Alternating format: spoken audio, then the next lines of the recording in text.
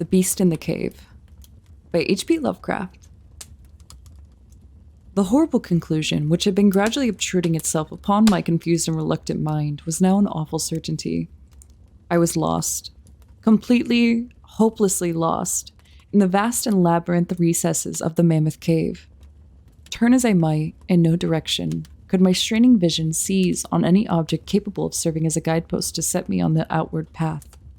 That never more should I behold the blessed light of day, or scan the pleasant hills and dales of the beautiful world outside. My reason could no longer entertain the slightest unbelief. Hope had departed. Yet, indoctrined as I was by a life of philosophical study, I derived no small measure of satisfaction from my unimpassioned demeanor.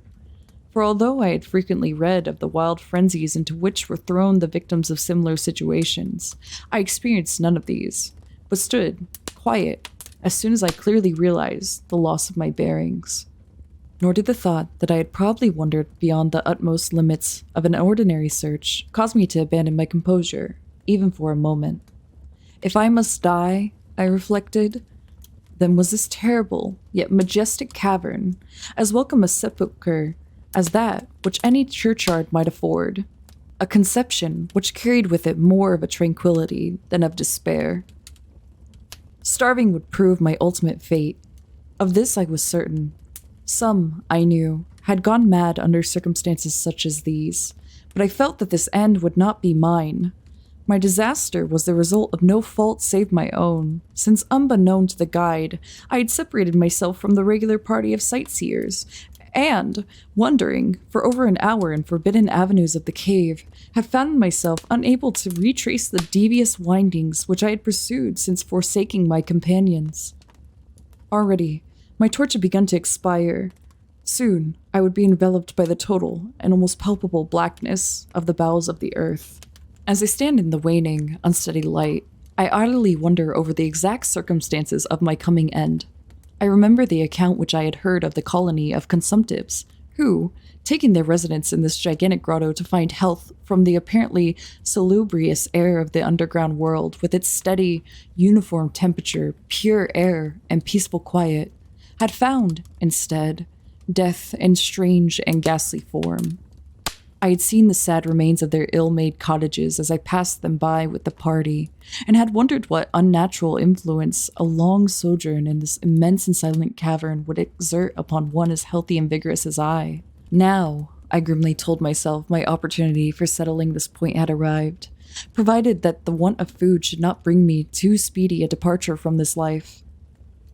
As the last fitful rays of my torch faded into obscurity, I resolved to leave no stone unturned, no possible means of escape neglected. So, summoning all the powers possessed by my lungs, I set up a series of loud shoutings, in the vain hope of attracting the attention of my guide by my clamor. Yet, as I called, I believed in my heart that my cries were to no purpose, and that my voice, magnified and reflected by the numberless ramparts of the black maze about me, fell upon no ears save my own. All at once, however, my attention was fixed with a start as I fancied that I heard the sound of soft approaching footsteps on the rocky floor of the cavern. Was my deliverance about to be accomplished so soon? Had, then, all my horrible apprehensions been for naught, and was the guide, having marked my unwarranted absence from the party, following my course and seeking me out in this limestone labyrinth? Whilst these joyful questions arose in my brain, I was on the point of renewing my cries, in order that my discovery might come the sooner, when in an instant, my delight was turned to horror as I listened. For my ever-acute ears, now sharpened in the greater degree by the complete silence of the cave, bore to my benumbed understanding the unexpected and dreadful knowledge that these footfalls were not like those of any mortal man. In the unearthly stillness of this subterranean region, the tread of the booted guide would have sounded like a series of sharp and incisive blows.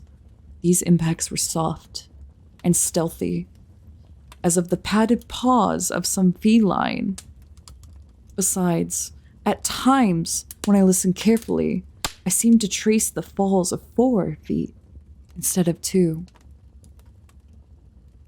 I was now convinced that I had my cries aroused and attracted some wild beast, perhaps a mountain lion which had accidentally strayed within the cave. Perhaps, I considered, the Almighty had chosen me for a swifter and more merciful death than that of hunger.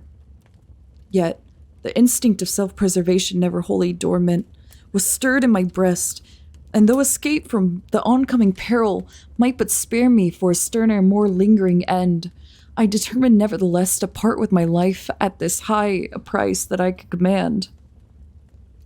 Strange as it may seem, my mind conceived of no intent on the part of the visitor, save that of hostility. Accordingly, I became very quiet, in the hope that the unknown beast would, in the absence of the guiding sound, lose its direction, as had I, and thus pass me by. But this hope was not destined for realization, for the strange footfalls steadily advanced, the animal evidently having obtained my scent, which in an atmosphere so absolutely free from all distracting influences as that of a cave, could doubtlessly be following at a greater distance.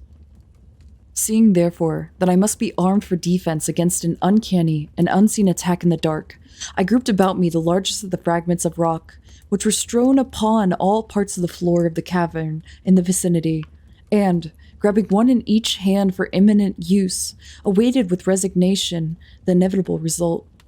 Meanwhile, the hideous pattering of paws drew near. Certainly, the conduct of the creature was exceedingly strange. Most of the time, the tread seemed to be that of a quadruped, walking with a singular lack of unison betwixt hind and fore feet. Yet, at brief and infrequent intervals, I fancied that but 2 feet were engaged in the process of locomotion. I wondered what species of animal was to confront me. It must, I thought, be some unfortunate beast who had paid for its curiosity to investigate one of the entrances of the fearful grotto with a lifelong confinement in its interminable recesses.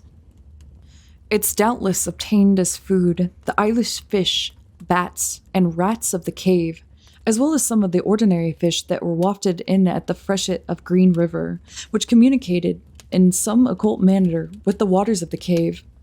I occupied my terrible vigil with grotesque conjectures of what alterations cave life might have wrought in the physical structure of the beast, remembering the awful appearances ascribed by loyal tradition to the consumptives who had died after a long residence in the cavern.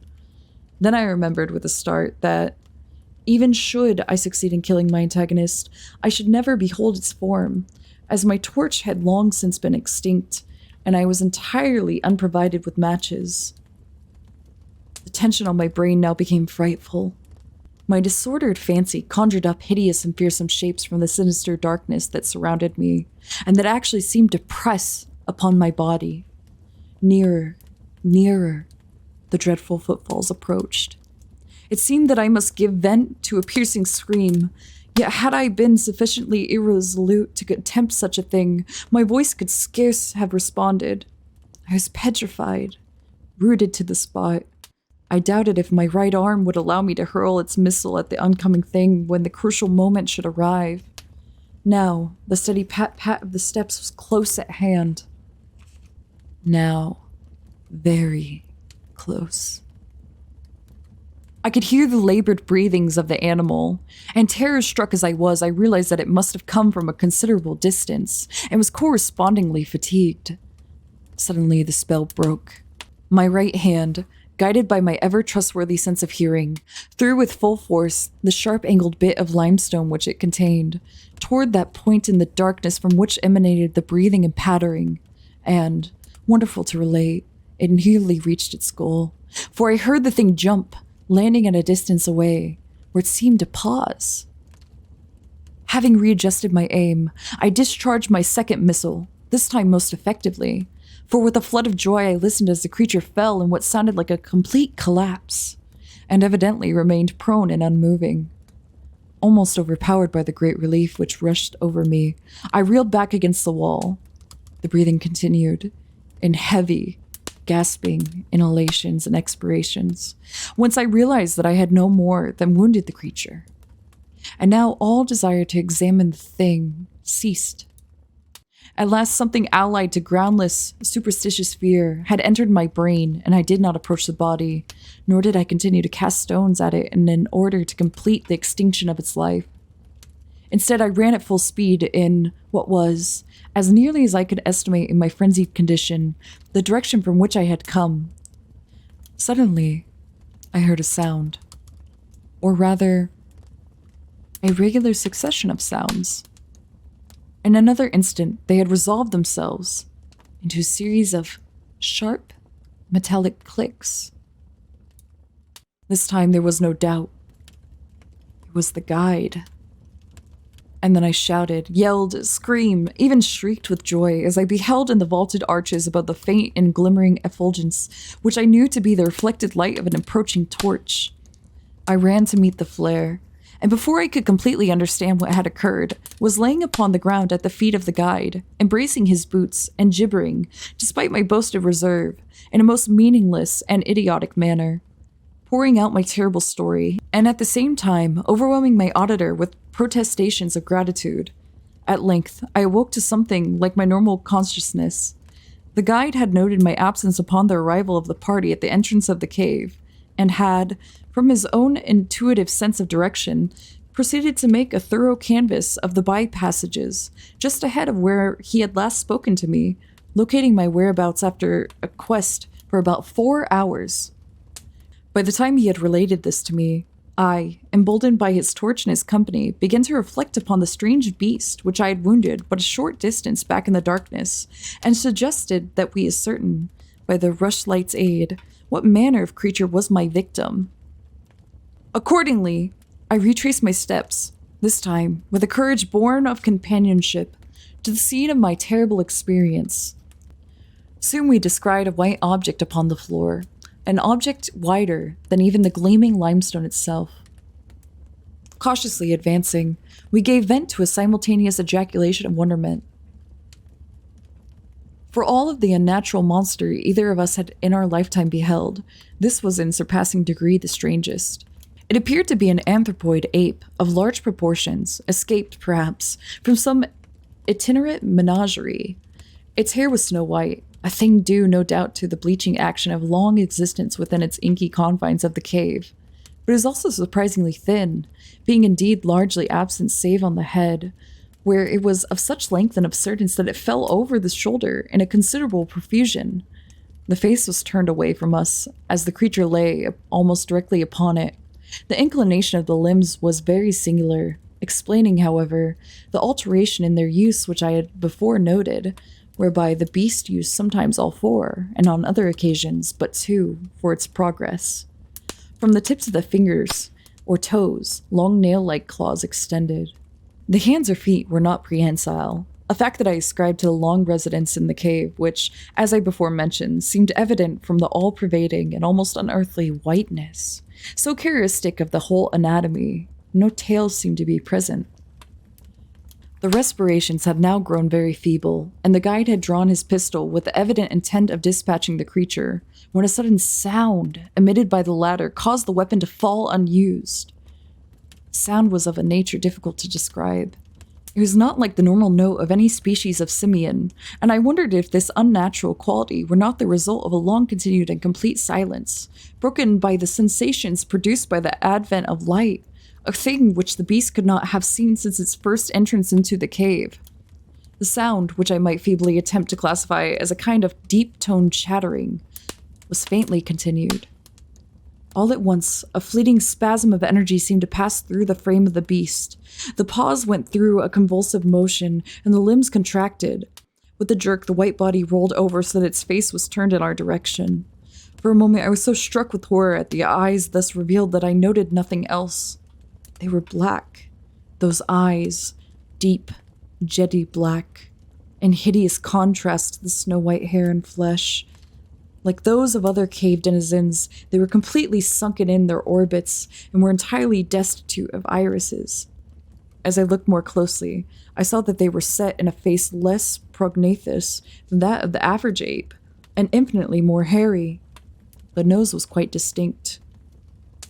As we gazed upon the uncanny sight presented to our vision, the thick lips opened and several sounds issued from them.